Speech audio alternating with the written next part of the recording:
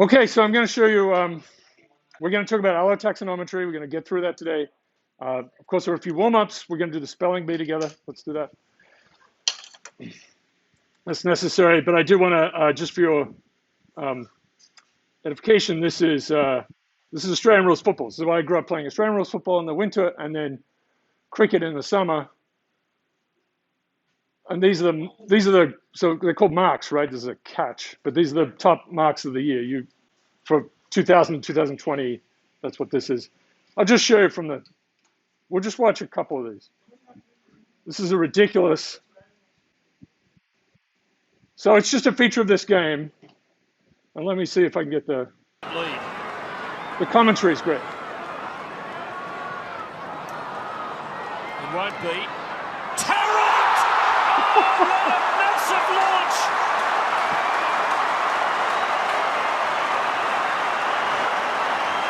That's as big as they come. Oh, we're going to see this again. Need support.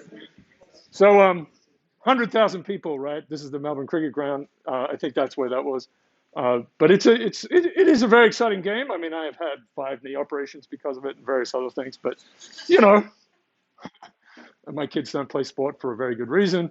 But it's an incredibly skillful game. They're unbelievably fit humans. And my youngest brother actually made the reserves team, I guess, for that team, the Collingwood, the Magpies, which is my family's team. And I think one of the most important things I did as a young person was to realize I should not be controlled by what's happening with regards to maybe 18 people running around on a field somewhere else. And around about age 10, I said, I'm not going to support this team anymore. And it was a family disgrace, right? This is a family disgrace. I mean, we had relatives that would, further back, apparently, like if Collingwood, this team, the Magpies, lost, they would, blinds would be pulled down. They wouldn't talk to anyone for a week. My grandfather, they lost the Super Bowl, and this is coming from the country. They'd driven, 4 or 5 hours to go to watch it. They watch the whole thing. The team loses, and they're driving home with all the children. He's like swearing. He's just swearing the whole way, ripping up his tickets and things. And anyway, a little bit too much excitement involved, but still, it is a game that people quite like. It's Australian rules. The only closest thing is a Gaelic football, and sometimes there are internationals between them, which usually involve people fighting each other in terrible ways. I don't know what to say. I've changed my view on sport a lot over time, but let me see if I can get this one. Yes. So there's a long history of this, and I'm telling you this because tomorrow's the grand final, which is the Super Bowl, right? So it's the Superb Owl.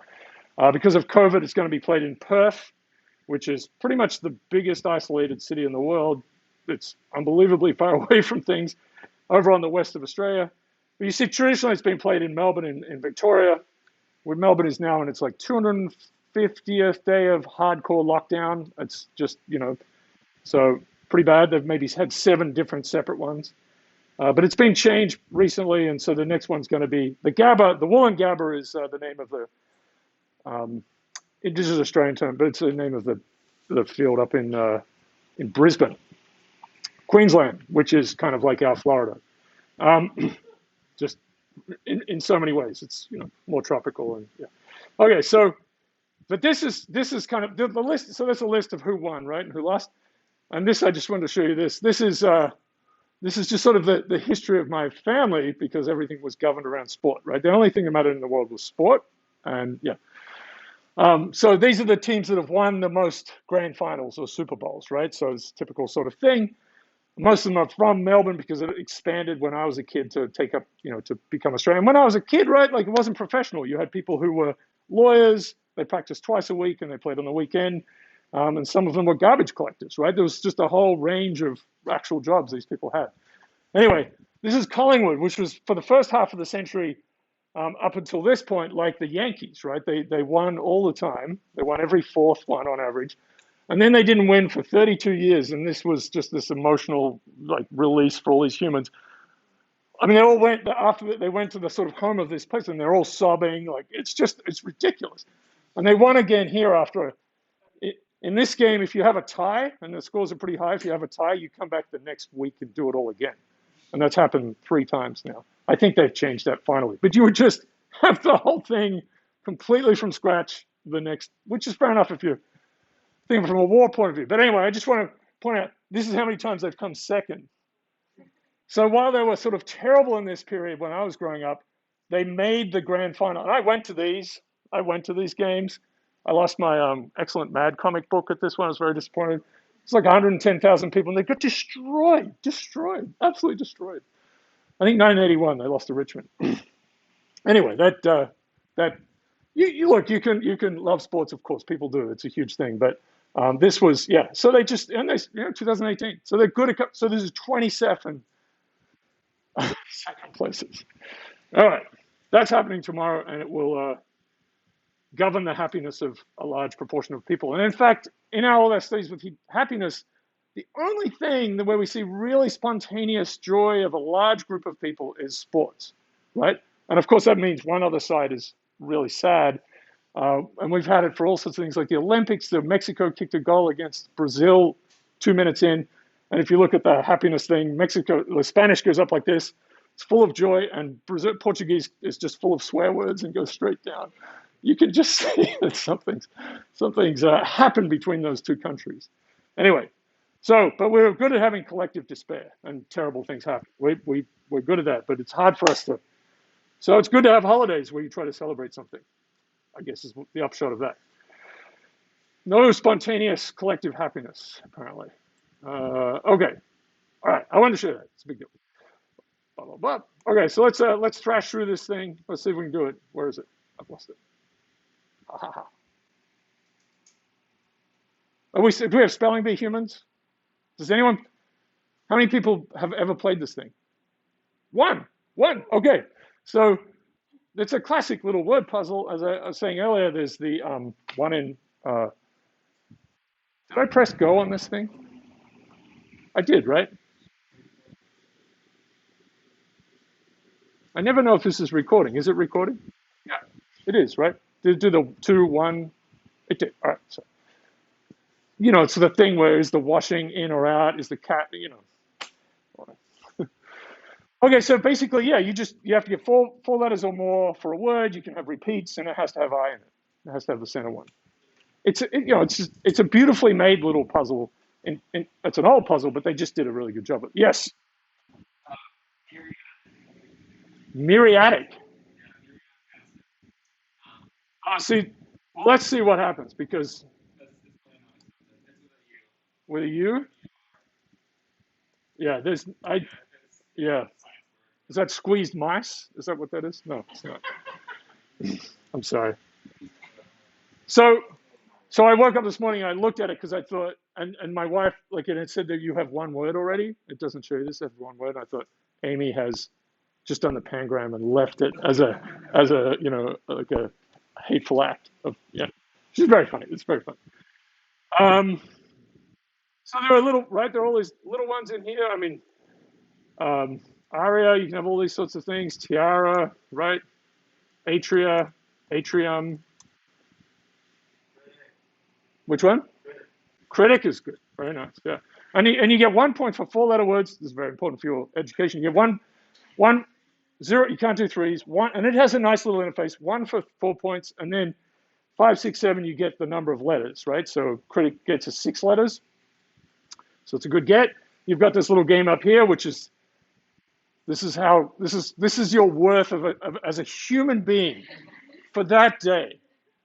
And there is nothing else that measures it, right? So there's no point in getting out of bed if you. So we'll do a few. We'll do a few more.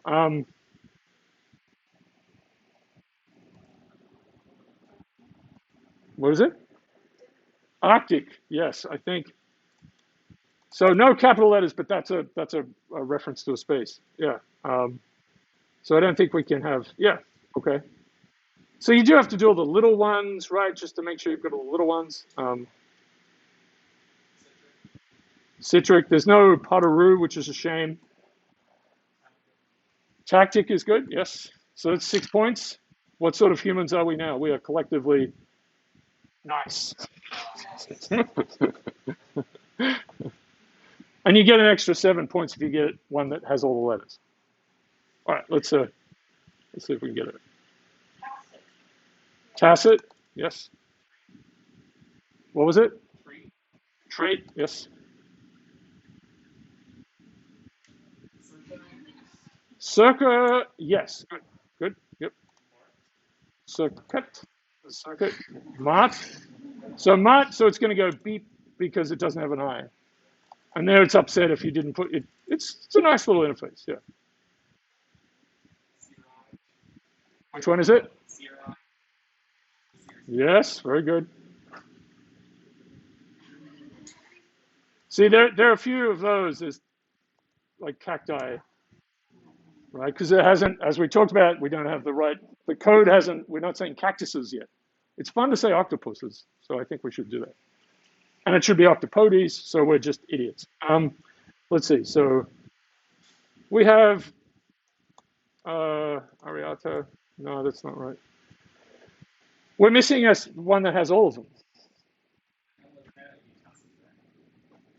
There's no taciturn.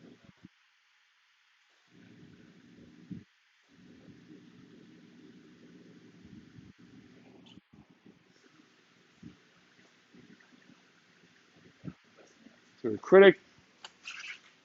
Any? All right. I guess we'll have to move on. So to get to genius, it's 107. It is. So that bumps us up. We're close. No. There are all the little ones like Micah, right? So you're going to have to get all the.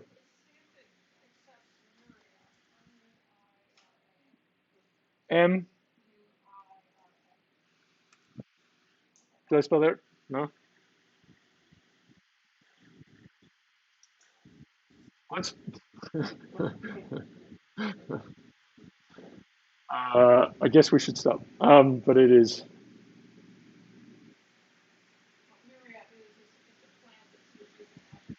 Mira? No. But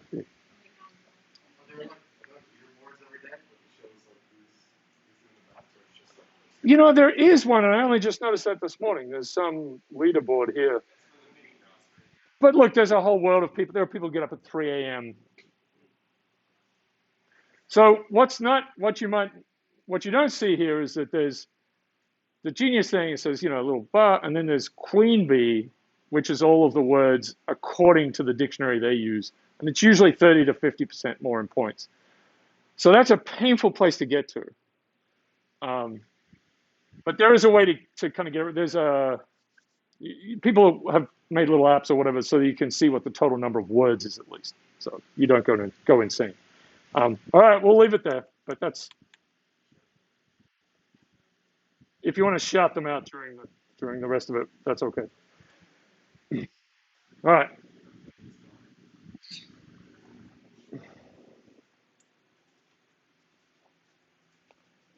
And it's the Melbourne Demons versus the Footscray Bulldogs, just so you know. And the last ACL I snapped was for the Boston Demons against the New York Magpies at Franklin Park, playing Australian rules football for no real good reason in the US. We did win the championship. Okay, so we're going to understand this thing. All right. A little bit of fun. A lot of fun. Okay, so we talked about these things, and right, so this idea that we have these parallel size or these heavy tail distributions, I should say, and we're trying to understand something about how they move along. Each one of these words has its own time series, right? So that's a whole business. And then for each year, and we could talk about days or whatever time scale makes sense. Of course, for baby names, a year is a good time scale. 10 years might be another good time scale. Later on, I'll have some stuff for contagion where we can see how names spread, right? That's part of this, but we can see how names spread geographically on the around the US over 50, 60 years. Any guesses what the most common name in the US was for women for the first, since like 1880 to 1930? Mary, 100%, yeah. So Mary, and then we have, eras like the 70s is Jennifer. It's Jennifer. And for boys, it was William for a long time. Now it's Liam, which of course is Irish for concatenation of William. So it's not a lot of innovation, but okay. All right, so we got to this, and whatever. Yes, I'm going to poke at it with sticks. So again, this is really this is just a histogram. We're doing it in log space because that's the best way to kind of look at all of this madness. And if you project it, if you piled all of these, right, these boxes, they're colored, right, but they're like little heights, and they're pretty big. This one's 1,000,000, and then this one's just 1. So there's this incredible logarithmic range in the heights of these boxes coming out here.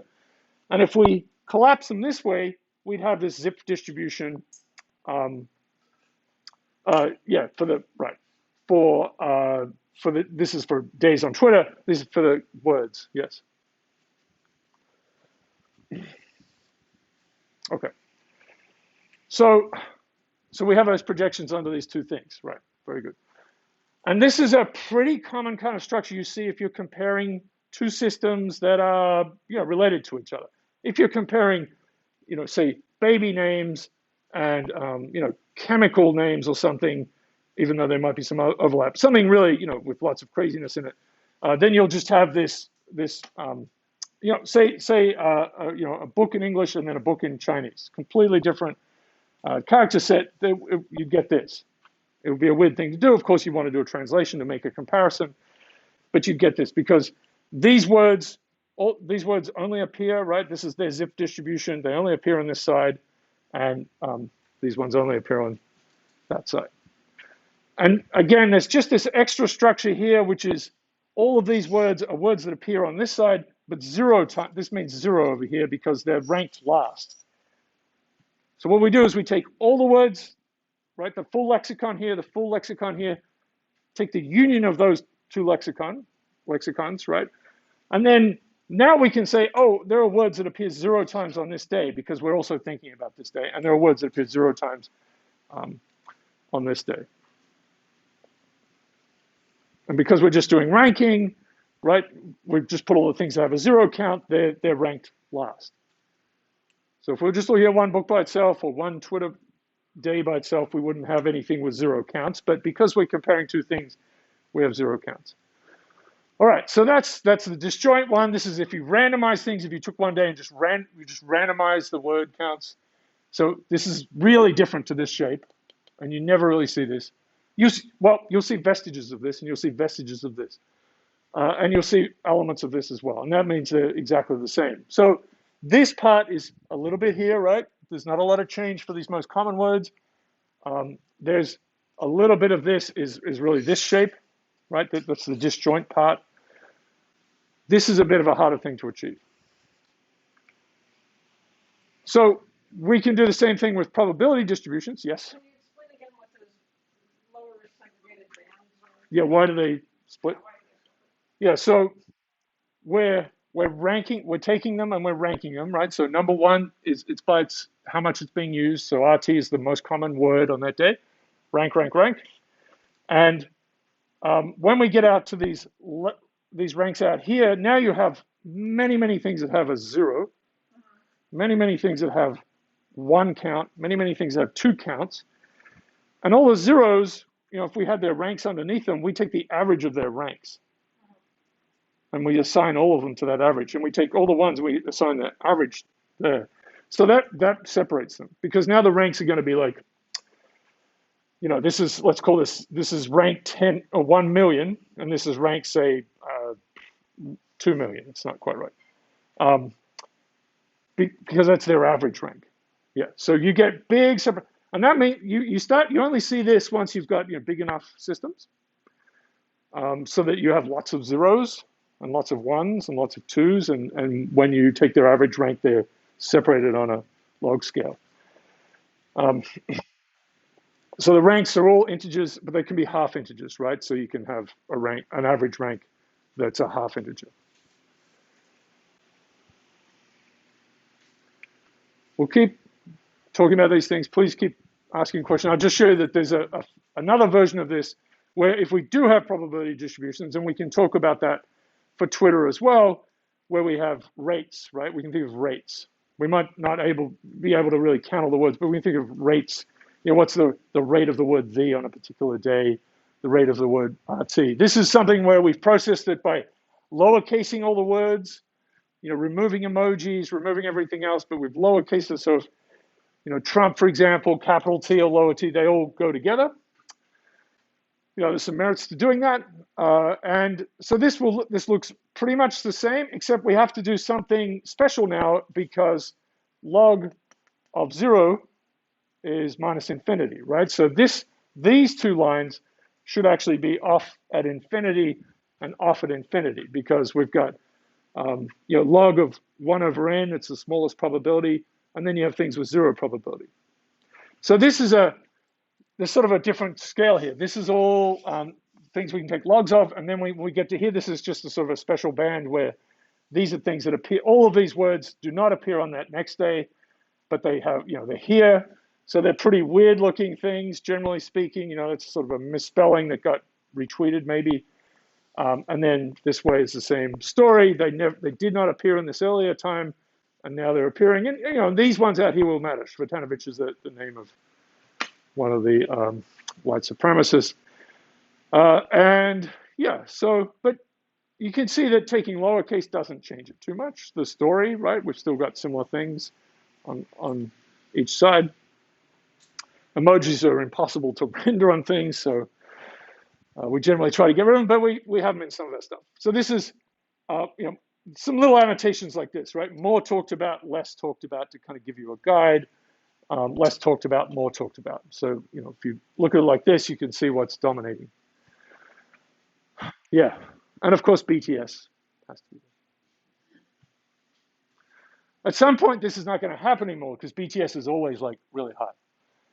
There is one name, we'll get to it, but there's one, I think of all boys and girls' names, there's one name that stands out. It's a girl's name that is really durable. And by that, I mean, it's kind of like here all the time. It has the same rank, compared from year to year. So you might want to see if you can guess what that is. Okay, right. So these are histograms. These are fine. And we can actually look at them and tell a little bit of a story, right? Like we can see, oh yeah, da, da, da. So this is just an important first step in trying to compare zip distributions, which, as I've tried to say, largely have not been compared. These zip distributions are huge jumbles of things. You've got this nice scaling thing, and the rank here is 1, 2, 3, 4, 5. Yes, it's ranks, right? It's 1, 2, 3. But underneath each rank is like Houston, Los Angeles. They have names. So, as they get jumbled, as you move between different time periods or different systems, you want to. I thought I killed all the things. Which one? Which one? Oh. Wow, it's such a yeah, Pavlovian kind of. Okay, right. I don't think it's having a bad effect. Yeah, but it's one of those things that So this is just to give you some insight into like, okay, so now we want to compare like how different are these 2 days? Like how far apart are they? This could be more closed in, it could be more spread apart. We want to measure that. And that's actually something that will lead later on to be able to measure things like speeding up and slowing down of time, right? Because if this is kind of always the same, it's always the same, you sort of see there's a characteristic kind of turnover. It's like, okay, the change from day to day is pretty much the same. But actually that's not historically true. And of course, you guys have all just lived within it, but especially the early stages of the pandemic was extremely slow, and we can quantify it with this because every day seemed like the day before, right, in terms of what was being talked about. And there was one giant story, which was the pandemic. Everything exploded when we got to the murder of George Floyd historically, because now it's just this turmoil again. But then it slowed down again in the summer of 2020 because we had Black Lives Matter and the pandemic with these two just dominant stories, and they just didn't change. I mean, you can think of all the little things broiling away, but they just stayed sort of at the top of the list. Yes? I was thinking, because you need a kind of distance between the words, right? And then it's a method that you use counting. How do you feel about like all this branch of embeddings and trying to embed all these words? Okay, yeah. Word embeddings, yeah. I'm I'm trying to compare. Yeah, so that's a bit of a different thing. This is going to be very general and will work for forests and will work for markets and whatever. But word embeddings, I mean, very powerful, you know, and they can tell little stories. But, you know, I come from like, I want to understand why the thing is doing the thing. That's the thing. So it's upsetting to me. Yes. Okay. Yeah. Good to know. Yeah. Okay, I'm disgusted. No, it's like, you don't want to know what I really, no, I think they're very powerful, but it's just, they use so much and you're like, like, what's going on? Because And like, bad things come out when there's a big black box in the middle, as right. we. Because this one, there's no context, right? And that's one This is- selling point. But you can infer context from the. Well, we can have 2 grams and 3 grams and play around with that as well, and that's a different thing. Anyway. Yeah, no, that's right. And so I think what we're going to do here is just how often things appear. Yeah, right. And 2 grams and 3 grams are very powerful because you can then start to do, you know, asterisk, I don't know, Donald Trump, or asterisk coronavirus. Like, what is the stuff around something, and how is that changing over time? That's really a rich place.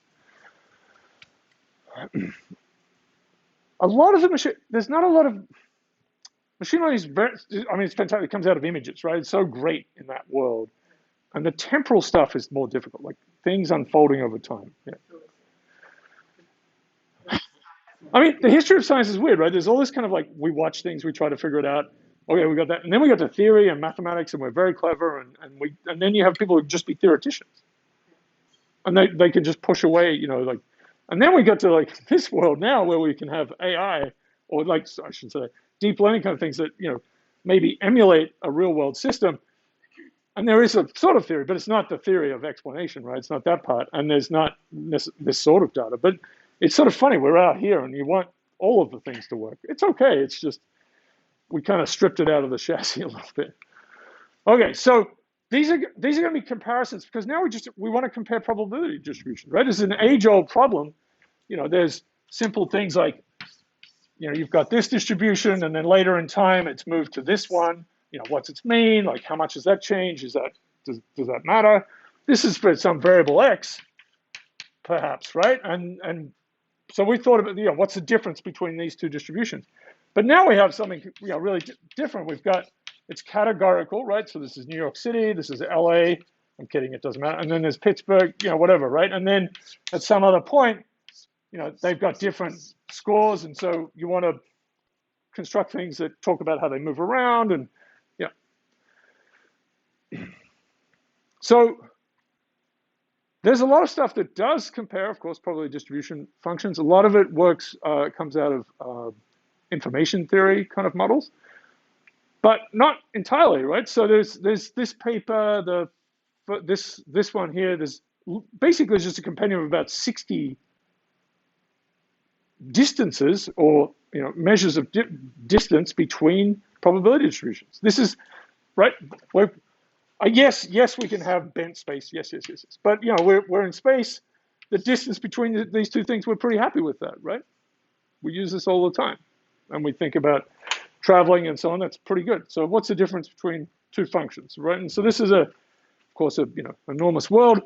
But this, just to give you an idea, and you don't need to read these things, but it's just this huge list of things, right, with all the citations to all the papers. So this is the entropy one. Some of you might have used KL divergence, Kolbeck-Leibler, and then there's Jensen-Shannon divergence. We have sort of some critiques of this that maybe eventually I'll be able to put out there. These are the Euclidean type ones, which are, you know, just like distances, except now instead you have an incredibly high dimensional space where there's an axis that's the axis. Then there's an of axis, and then there's a Harambe axis, right? And they've got a probability or a frequency on each one, and you say how far away are those 2 points, which is pretty insane. Then there are all sorts of other constructions, and we're not going to go through these, but this is a struggle. It's been a struggle. And it depends what you're trying to do. It's very important for, say, comparing images. Like a lot of this stuff you'll see in neuroscience, right? You're trying to compare 2 different brain slice images. I guess as we do it today, where we don't slice the brain. Much to the disappointment of egos everywhere. So, right, we'd like to measure just the difference between 2 systems. You know, we'd certainly, whatever we have, if they're the same, then of course it's 0. If they're completely distinct, then it should be maximal. Okay, so we're going to do that. And then we'd like to say, well, given those, given this, how far apart these two systems are, which words are contributing the most to that difference by their changes in frequency? So that's going to give us that right-hand ranking thing. So many comparisons might give you the same kind of sorting. There are these, and so these come from entropy, economics, ecology, economics, psychology, lots of different fields where people have been coming up with these sort of measures. The Sorensen one is from, I think that's from ecology. But this is a simple one where it's just like, just take the, we'll just say probability, but it's like, normalized frequency, probability of, New York City in one and New York City in the other, or probability of the word the in one and probability of the word the in the other. Just subtract them, take the absolute value. And if you have, this is a bit of a funny thing, but of course, if these things sum up to 1, this is really just a 2 on the bottom. So that's a simple thing. And if you look at some of these others, they're kind of built out of the same structure, right? It's just the absolute difference between the probabilities. Same here. There's some just different normalizations. This one is different. It's log of 1 plus this. So this is going to give you obviously a different value, but the core object inside it is still this, and this is a monotonic function. So there's still the same thing. So whatever distance this one gives you and whatever distance this gives you, the words, if you sort them by the individual contribution, is going to be the same for this one and this one. So that's sort of a useful thing to see. So these are basic. I said this is a very, just at least in that paper, this is a very dominant one, just simply the difference between them. I will say that this tends to favor the most common things. So it's not really understood, but this favors the most, like function words will sort of pop out as being the dominant pieces. Because, the is 4% in one and 4.2% in another. That difference is huge. And if you've got tiny little ones that don't appear very much. So for heavy tail distributions, this is not going to be great. These kinds of things, just the maximum, minimum, that's another one. Taking the product, so this is an inner product kind of thing. Then there are a few others, and they don't have justifications. But this is just, let's take raise them to some power. There are a few like that. So this will be different. This will give you a different ordering to this one.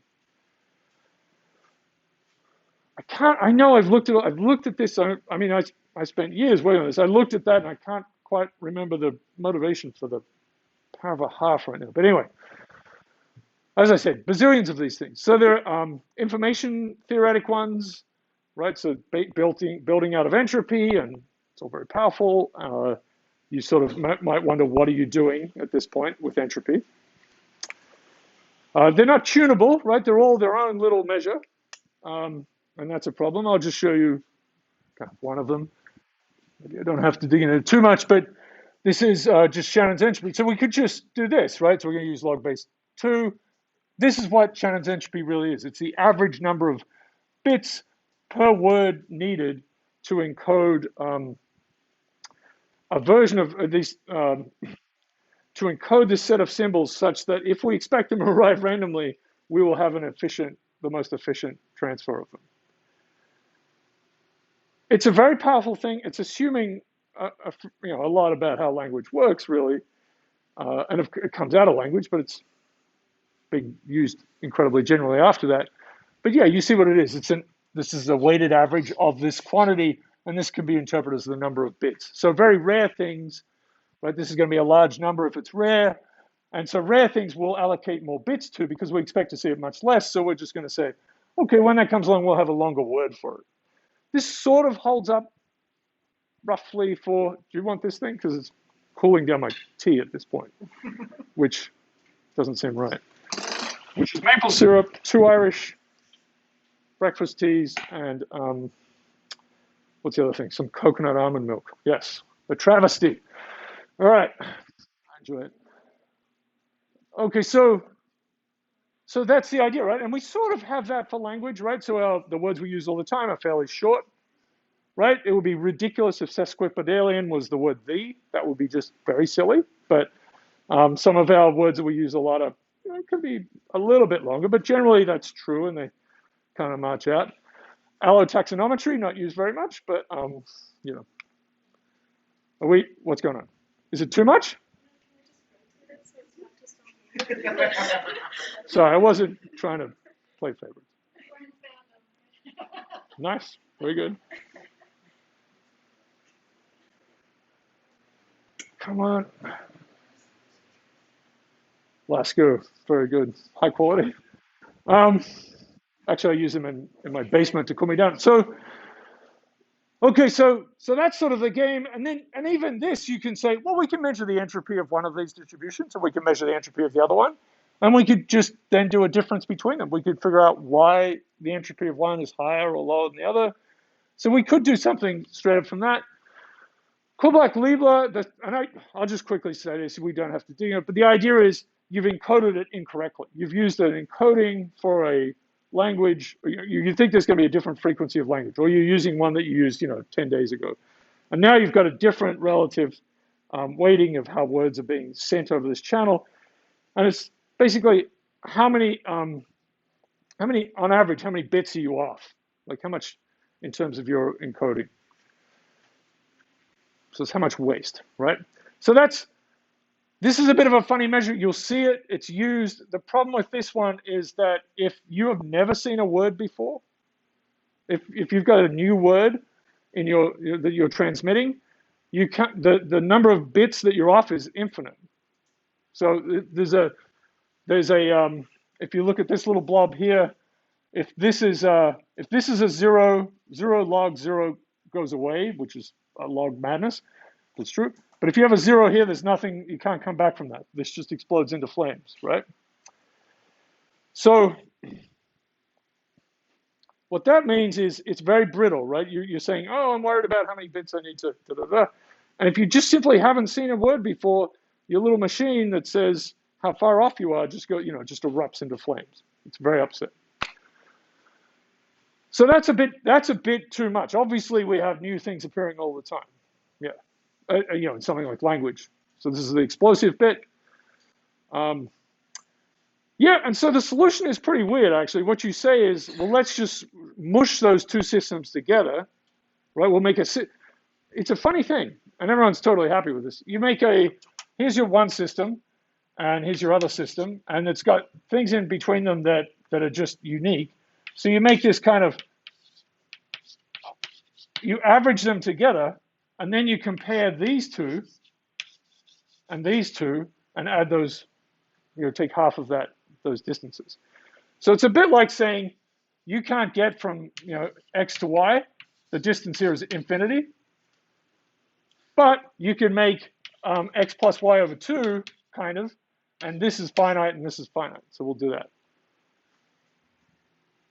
I mean, right. So it's okay. It's okay because what you've said is, the problem is, if there's a word missing, you get an infinity. Well, let's just make this hybrid system, and all the words are in that, right? Because we've smushed them together. So then we can always compare each separate system to this thing in the middle, this chimera or whatever. And I have an explanation of a spork platypus, right? What's the difference between a spork and a platypus? Well, they're a long way away. You might say, infinite spork. But you could make a spork platypus hybrid, and then the spork wouldn't be that far from the spork platypus, and the platypus wouldn't be, and you'd add those together. That's what we're doing. All right, maybe I'm overstating things. So that's the Jensen-Shannon divergence, and that's what it is. It's taking, you don't have to worry this too much, taking them and averaging them together. Okay. Oh, it does what you want. And then there are crazy things. There's generalized entropy divergence. There's all sorts of madnesses. Okay. This is using one of those other funny measures. We don't have to worry about it too much. But this is a symmetric generalized entropy divergence. And again, it's producing these lines. And you think, oh, it's not bad, right? It's starting to kind of fit them. Okay, let's not worry about it too much. So I'm going to come to this finally, rank-turbulence divergence. So this is a creation, and it's something that gets away from probability. You just need ranks. Often things turn up where we have, in principle, we do have some rates or probabilities. We can cast them into a probability kind of language. But you don't have to have that, right? This is what the game of this is. We're going to be something that's more general. We like ranks. I think we like ranks. And that's what we're going to do. All right, so this is a rank turbulence histogram again that we had. And we're going to talk about a couple of pieces in here. So I showed you these extra ones here. We don't have to worry about it too much. But these are, the term we'll have for these is exclusive types. Catherine asked about this, right? So these words here, these are exclusive to this system only. These are exclusive to this system only. They can be quite pronounced, right? So that's what this kind of language will be here. You don't have to worry about it. Okay, so here's the idea of this rank turbulence divergence. Went through a few names. It's pretty long, but I kind of advocate for 2 or 3 words to name something. I think it's useful, and to not use someone's name, or to describe something as a hairy billiard ball, which is a one in math. Okay, rank-based, right? So that lifts us away from, it's more general, symmetric. So it's important that, if we're measuring the distance, I mean, it depends. But, I think when we're looking at 2 zip distributions, we want something like this. The distance from A to B is the same as B to A. It doesn't have to be, but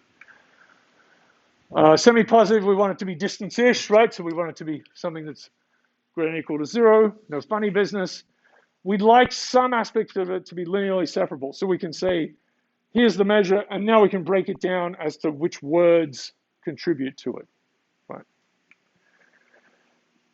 We'd like it to be, this works because of ranks. You can pretty easily do a subsystem comparison, right? You can say, okay, I just want the birds in the forest, right? You've got all the species listed, got this huge long zip distribution, but some of them have qualities. You want things with feathers. So you take that subset and you take that subset and you can just do it.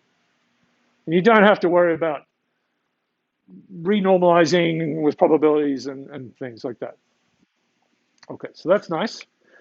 Zipfophilic, a word that will never appear anywhere probably, but it's basically we want them to handle these heavy-tailed distributions. It doesn't have to be parallel, heavy-tailed distributions, that they are tailored towards heavy-tailed distributions. I hope that wasn't a terrible thing, but it's the right kind of word. And they're scalable, right? So that it should be able to work reasonably well if we have systems. Of course, system sizes will vary enormously, as we know. So we need that to be true. Tunable is going to be important, right? Because I'm going to sort of show you these flip books where we can kind of see that there isn't a perfect thing, although there's an optimization. There's clearly, I've worked on this, there's clearly going to be a way that we can find the optimal parameter for measuring the difference between the 2 of them.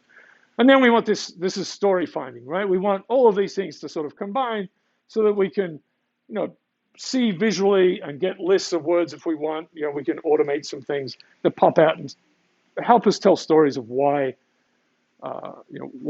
these 2 systems have varied. Good things about ranks, they're intuitive. There's a long, beautiful history in statistics of rank-based statistics being really powerful, being agnostic to the underlying distribution. So Spearman's rank correlation coefficient is a great one. And again, I just want to delete this, right? Rank correlation coefficient. So instead of correlating 2 sets of numbers, you rank them, and then you correlate the ranks, and then the math for that is actually all doable. It's great, fantastic, very robust. Of course, you're throwing data away, and it's really about monotonicity. Anyway, that's a thing. So you can certainly, and then we don't have to have probabilities, which were pretty common, but yeah. Okay, so let's see if I'm just going to walk you through how we might come up with this. There's a lot of suffering that got to this point. So here's a simple idea, right? So all you have are ranks. We don't have probabilities. We don't have any of those things. All you have are ranks. Here's the list of tennis players in 1 year, and then the tennis players in the next year, whatever it is. So we can't really use rank because the way the ranks work, right? So the lower the rank, the more important something is. So we're going to have to invert it somehow, right? We're going to have to turn it up. I mean, we could invert this in some way, but a very simple thing to do is just flip them upside down. Right? So that's going to give us some measure of importance. And yeah, just acknowledging this is how ranks work, how we conceive of them. And then, yes, components of equal size, just as I've tried to sort of illustrate, they're going to be of, we're going to use tied ranks, which should be a built-in thing if you're dealing with this, like in Python or whatever. There'll be a little command that says, because you can sort things, right? That's a very basic thing. You sort things, but it'll keep alphabetical order or whatever is going on for all the things that have ties. But if you then want to ascribe ranks to them, you need something else that's a little bit clever that does this thing. It says, oh, you know, all the zeros, they're from rank 73 to 102, so the average of that is, yeah. Exciting, right? Okay, so the problem with this one is, again, this tends to, if you play around with this, and we can make it, we'll still have it, but it tends to favor the very common things, right? The function words, for example, or the most abundant species. And I'll show you that with the way these contours fit. So this is going to be a simple idea. Well, let's play. What if we tune it a little bit? And we can just put an exponent here, and we'll kind of have a balancing one here. So for example, if this rank became very, very large, then this would go away, and this alpha wouldn't be too much of a dangerous object because it would cancel here. So it's just sort of controlling on the outside. I will say I haven't seen really anything in the literature except this has appeared a few times very early on in computer science, just trying to get the top 20 search terms, comparing the top 20 search terms from Yahoo and Excite or something. Just that was it, because you don't know that for I think things like Amazon. I think we just have ranks, right? They won't tell you the sales, right? So we can interrogate some of those systems where there's some motive for hiding the actual scores.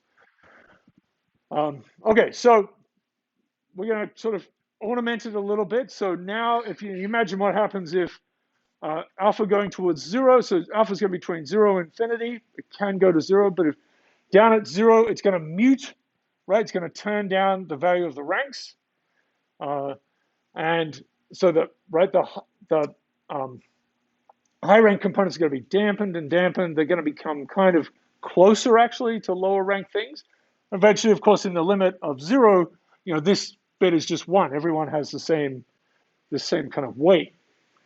Now that would fall apart because 1 minus 1, there's an infinity here, so we're going to have to deal with that, right? So common words and rare words would become more equally weighted. So that's useful. We're going to have a little knob on the side that's going to help us contend with whatever we've got in front of us. And on the other hand, as alpha goes to infinity, then the high rank things will become more and more right. It'll amplify their rank, if you like. It'll become huge, and so the difference will become exacerbated. And so the highest rank things will win, right? So if this was rank 1 on this side and 100 on this side, as alpha goes to 0, these numbers become closer. As it goes towards infinity, this becomes smaller and smaller and smaller. So it gives us a way to play with that. Okay, so rare words will vanish in that category. Okay, so you don't have to worry about this too much, but it's just show you that if you, right, so this looks kind of okay, maybe it behaves okay, but if we take alpha towards 0, we get into trouble. If you just take the limits of this thing, this is a Kronecker delta, which means it's 1 if the ranks are the same. There's nothing exciting about, if you have a billion components, another billion components, and you're going to have some maybe that have the same rank in each system. It's not a fixed point or anything special, but that's just accommodating that. Because if the ranks are the same, this is, blob minus blob, it's 0. That disappears. So we have to be careful with that. Kronecker delta, if you're not familiar with it, it's just there are 2 integers. This is equal to 1 if the integers are the same, and it's equal to 0 if they're not, and it's the identity matrix in linear algebra. Well, matrixology. Okay, so this is the limit. This is a nice little object, log of the ratios. That's pretty good. We've actually, so the ranks, we've got a ratio of the ranks. That sort of feels okay. But this thing is going to just explode. This is going to go to this, to an infinity. It's not a good thing. You might hope that this behaves well, but it does. It does not. So everything goes pop. All right, so we're going to just ornament it a little bit. So that's an oops. We're going to ornament it a little bit because we're thinking this is pretty good. And what that actually amounts to is that log ratio. It's hard to sort of see it straight away, but it's these lines. It's actually these. The contour lines will actually be just straight lines going up the page for this. This is where that is a constant. Right, because it's log of the ratios is log R minus log R, and that equals a constant. It's going to be straight lines in this rotated thing. Okay, so we're going to do some reworking, and I'll just sort of somewhat quickly go through this for you. But just a few little changes. We still like the core of this thing. We're going to add a 1 out here so that when we get to 0, it's not so bad. It still behaves in the same way as alpha goes to infinity. And then we just have a couple little terms at the front to correct it. And what this does is the large alpha limit's the same, and for small alpha, we actually just get this really nice log ratio of ranks. And then you would sum over. So the tau means it's the words, right? So the types of the system, whatever they are, species. So we sum over that. We're going to get the actual divergence according to this thing. And then we'll still need potentially to build in a normalization, and that's a nice extra step that we'll go. But basically, yeah, there's this little contribution from each, right? So there's, the word cactus in one, right? In the first ranking and the second ranking, it has some rank in the first system, some rank in the second system. You replace tau with cactus, and you get a score according to your alpha, and you do it for all of the words. Sum them up, and then maybe there's a normalization here as well. And so we're going to take a data-driven approach to measuring the normalization. We can get some limits that are okay. And what we'll do is we'll say, let's imagine the two systems we're presented with are disjoint. So if we've got a list of words here and a list of words here, we'll just sort of put an asterisk or something next to all the words. So it's the and the asterisk, or the system 1 and the system 2. So now when we make this comparison, they'll be deemed to be completely disjoint. So we use that and we measure what would be this, what we have in that case, and then we'll sort of divide by that. So now we can go from 0 to 1. So 0 means they're completely disjoint. Sorry. 1 means they're completely disjoint. 0 means they're the same distributions. Right. So that's what this is. All right. Right. So it's going to be this blob. We can look at some of the limits, and maybe I'll just skip this a little bit. But we can think about what happens if, they really are actually, we can create this disjoint thing. There are N1 words in the first system, different types of words. There are N2 different types of words in the second system. The rank of all of these disjoint ones is going to be this. It's going to be the number of words here. And then we've got all these extra ones, and they all get half of that rank, that extra rank, average. Don't worry about it too much. I know it's a lot. It's a lot. So, yeah. Don't have to worry about it too much. So in the limits of alpha approaching 0, we get good behavior. We get this log, like I said, and then normalization is a blob, but we get this nice well-behaved thing. So now we've just got logs of the ratios. And the limit of going to infinity, you have to think about what happens, but basically it just becomes this. It is a Kronecker delta thing. If they have the same rank, it disappears, 1 minus 1. If they have a different rank, this is 0, and we just have the max of the 1 over ranks in the different systems. So we'll see that as I show you or try to show you a flipbook, I guess. And that's, this was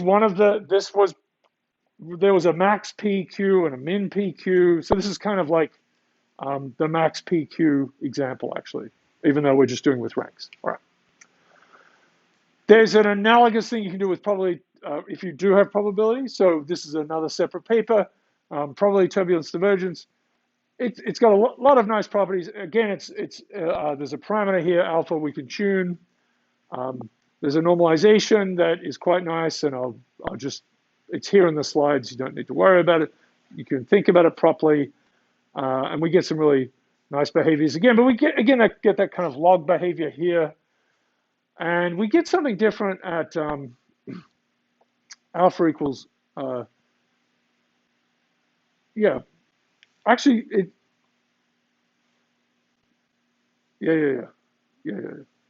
Okay, so let me correct this. If both the systems have all of the same types in them, right? There are no exclusive ones, then you get that log behavior.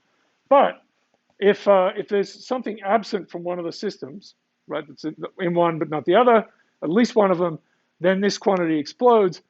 And actually, if you do all the right things, you end up with this, and the normalization will go away.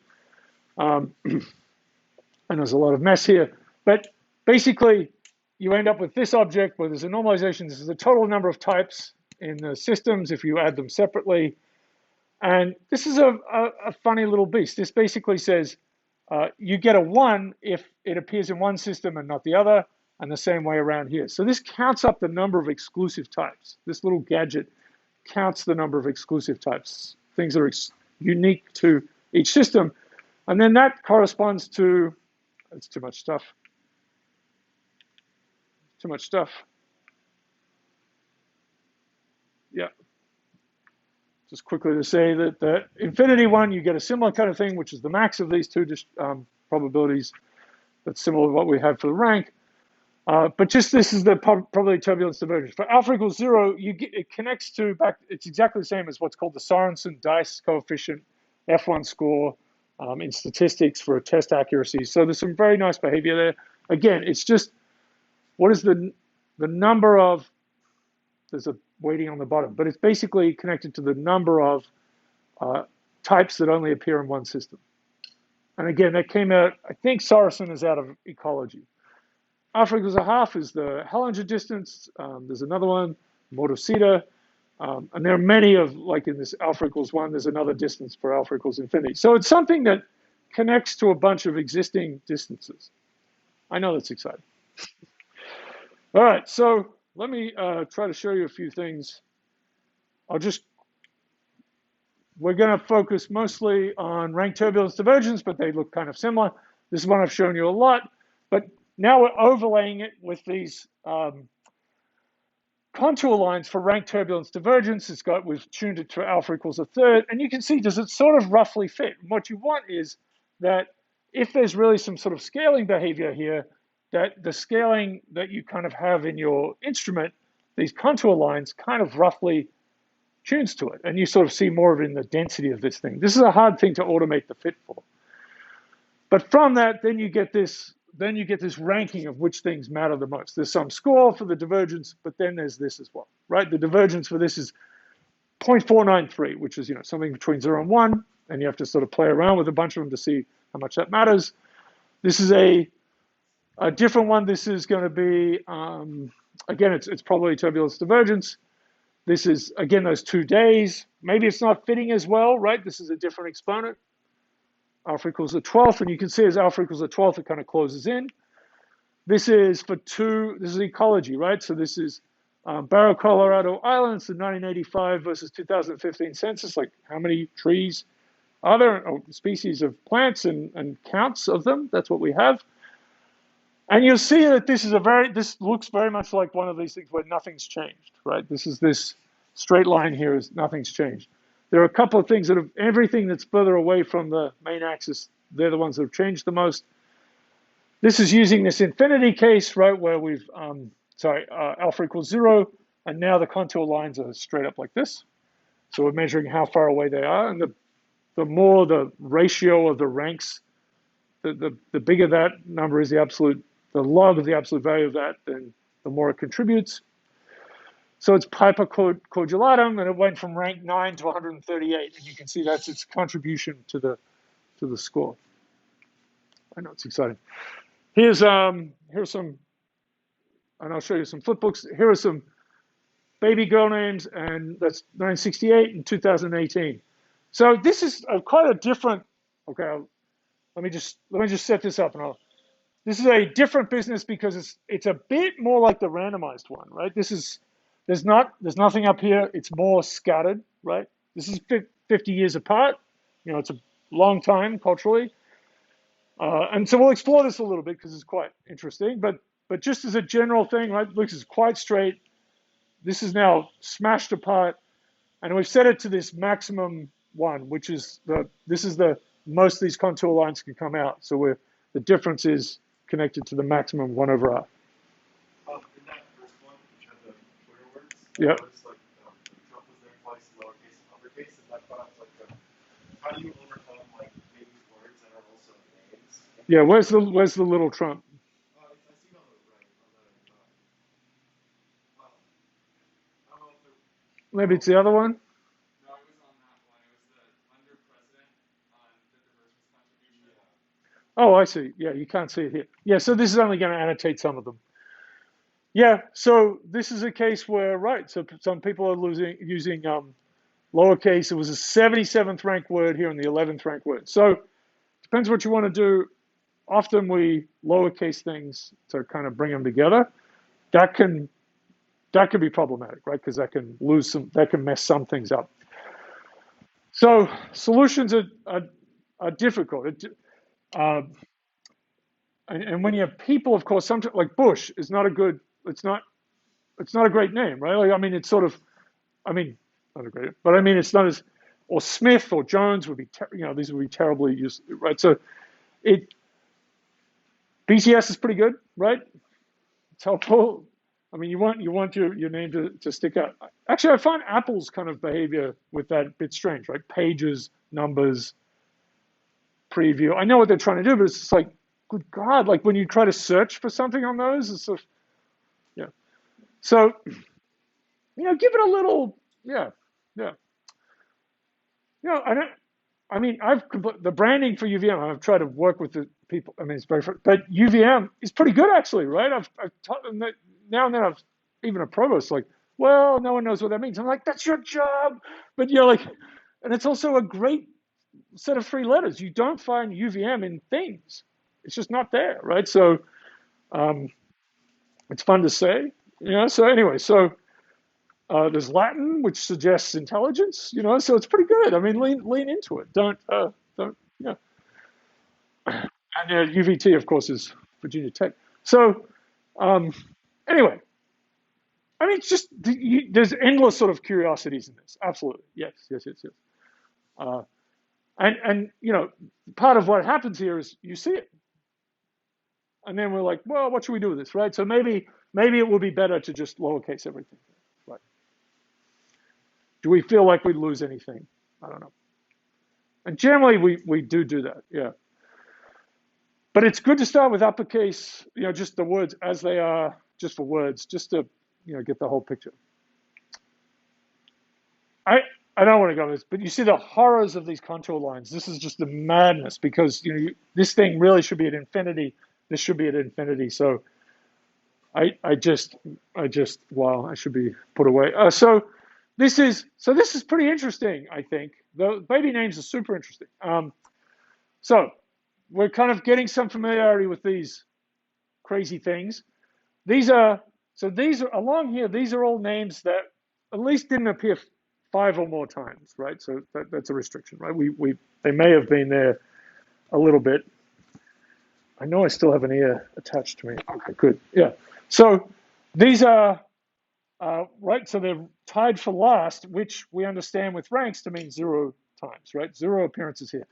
And so these are rare names and this is in 2018, right? So they're rare. And of course, there are many in this box here. I think this one goes out to 10,000.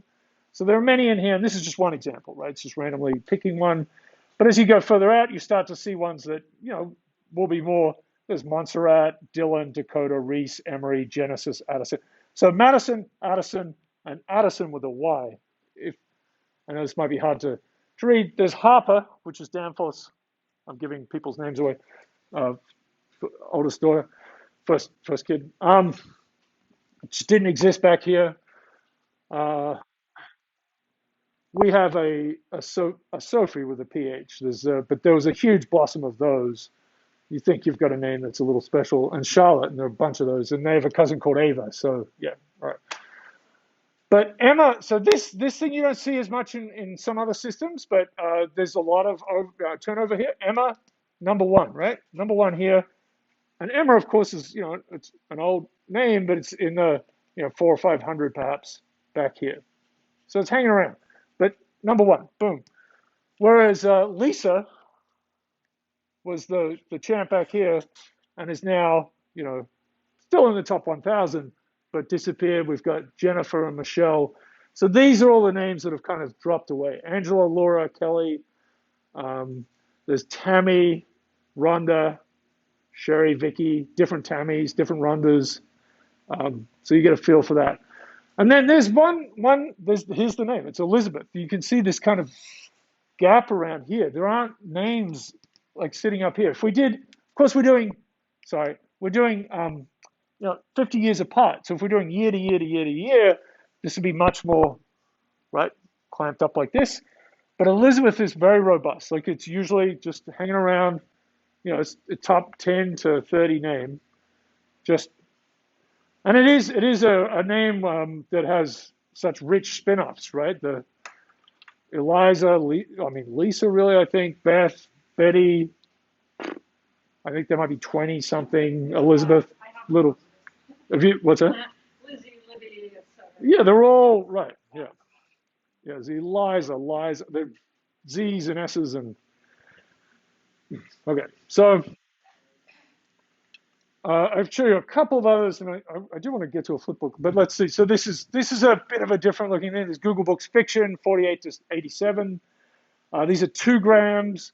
They're kind of an odd space to look up. You see words like Hong Kong science fiction. Google Books is a complicated thing. Some swear words appearing. The CIA is a thing being written about. So these are the words again. These are the real innovations. Black wolf, zygomatic bone, strangling. Right? Isn't that what's going on with that? And then you see some odd things like Raintree County. This turns out to be really from one book, and it just says Raintree County at the top, from what we can understand, at the top of each page. So Google's little book eating machine just counted it up a lot, and it gives you a sense it's a big deal in that time, but it's not. It's not really. So that's part of the weirdness. This is market caps, 2007, 2018. So you can. This is of course things not being present or disappearing from this particular set of listings. So Facebook is here, right? Wasn't public back here. Visa, enormous jumps for them. I think, Microsoft is number one there. Exxon has sort of slid down a little bit. Apple, GE is over here, the Scheinhart wig company. So you can see, and then some of these might be errors, in terms with names and so on. But these are things that got either vanished completely or were merged with or acquired by some other company. But it has that bit of a mixture of there's some stability, right? So again, this is sort of showing not a lot of turnover, but then this is a wrenching. This signature is like, things exploding and being born and disappearing. Subsampling, I don't need to talk about that. Oh yeah, this is fun. Pride and Prejudice. This is a small, this is what happens with smaller texts. There's Pride and Prejudice. This is the first half and the second half. People's names, characters, of course, appear greatly in these things. Bit of textual change. What else have I got? Pride and Prejudice, Twitter. Yeah, this is a strange. If you do 3 grams, you get this kind of like crazy sorts of distributions. This is 2 pretty big days. This is this is George Floyd's murder on this day, and this is coronavirus exploding. So for 3 grams, tested positive for, that's going to be about Tom Hanks and Rudy Gobert, the Denver Nuggets? No, Utah player. So blah, blah, blah, WHO appears, all these things. So these are going to be from tweets that are amplified greatly. George Floyd appears here, Black Lives Matter, the White House is being talked about. Okay, lots of other things. I know there's just a few minutes left. Let me just try with, I don't think it will work if I click on these. Yeah.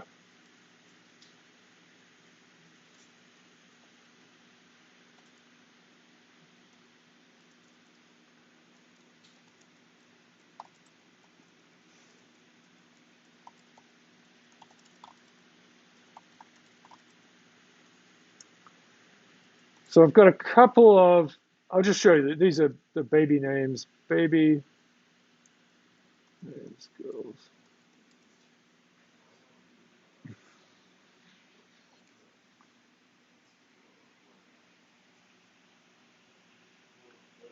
That's not what I wanted to show you.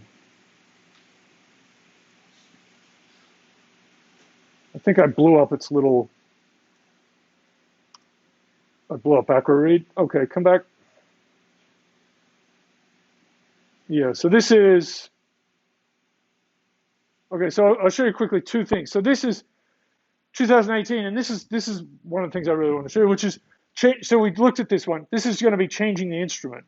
So if we do it this way, we say, okay, it's the ratio of the ranks that matters, right? It's how far away they are from this center point. Then we get this listing, right? So it's really, the dominant one there is HARP as the most, the biggest contributor. And you see there are a few that are contributing from the left-hand side, but this isn't as broad, right? This is more, the innovation is this way. There are more people this way. There are more new things happening over here. That break like that means that there's an imbalance of sorts, and there's just more innovation that way. But you can see here, Madison, Isabella, right? All of these names, they're really just rocketing up. And then what you can do is we're going to tune this parameter, and then we're changing the instrument, right? The histogram doesn't change. We're trying to find something that maybe fits better. And you see, as you move through it, it's the more common names that start to dominate the list. And eventually it's just a list where it goes back and forth because it's the most dominant one, most dominant one, most dominant one. And then we have, and I'll do the boys' names as well, because not that they deserve it, but this one is going to be, this is 1880 to 1930, and then we're just going to move forward by 5 years, right? So this is early, there aren't as many people. Patricia is the big, and Betty and Dorothy, these are 1930 names, and these are 1880 names. Hattie, part of the problem is the Social Security thing. Maud, right? Effie, Matilda, Kitty, Bert, this is Little House on the Prairie kind of stuff, right? And they hang on for a little bit. It's going to be a pop by 5 years. Shirley, I have an Aunt Shirley.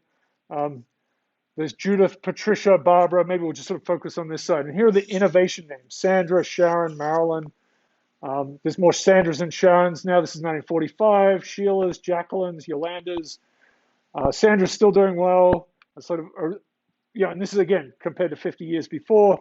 Pamela, Deborah. These are sort of the different Deborahs. This is my mother's name is Kathleen, and she was born in 1942. So we have Sharon, Debbie, Michelle, sort of changing. This is the 60s. Now we're getting to the 60s. There are Karens and Lisas, Lindas and Susans, Kimberlys, lots of Cheryls and things like that. That's 1970. Jennifer is just with a rocket, right, compared to 1930, 1920. It did exist back here, but not much. Jennifer again, this is the 1970s. Jennifer, Amy, Jennifer, Amanda, and Jessica. We're really going for something different with Jessica. It's amazing. And Ashley, you see Elizabeth was hanging around here the whole time. Elizabeth, right? Okay, I've nearly finished. Nicole, Ashley. My first 3 girlfriends were called Nicoles. This is 1985. So this is 1990. Now we've got the Britneys and Paris, Danica, Tara, and Megan. More Britneys, Brianna's, Madison's. This is good. If you just hold on one second, I'll show you a little more. Emily's there now. This is 2000. Emily, Isabella, Emma, and Emma again. Okay, and I'll show you one more where we just go through from. So this is boys, and because it's useful to see. So boys, and you can do a boy-girl one too because there's some shared names, right? There's some, yeah. But the boy one, this is that same starting point, 1880 to 1930. You see it's much tighter, right? So there's much less innovation in the boy space. Which, you know, when we were I have two girls, when we were naming them, I really sort of felt that because the girls have much more interesting, richer names, and the boys are all like, you know, like Jack or Bob or whatever, or then something really kind of out there. There didn't seem to be. There's some Garfields back here.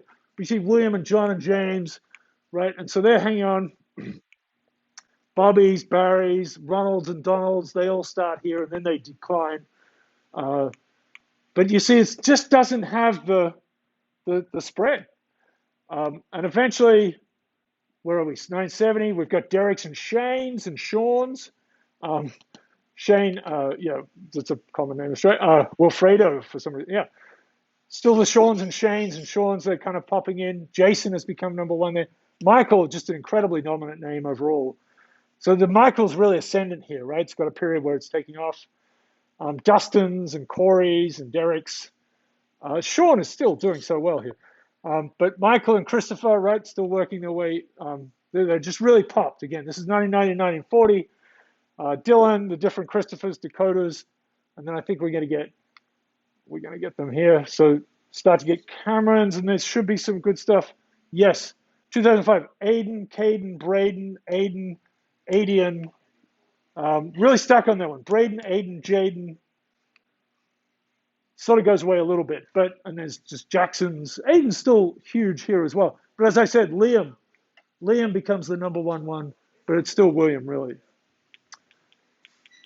Okay, so these are fun things to play around with. You can look at them online if you want. But baby names, just lots of things to think about in those. But this is one visualization for it. All right, people, I'm sorry. I'm just sorry. Thank you for coming to my TikTok.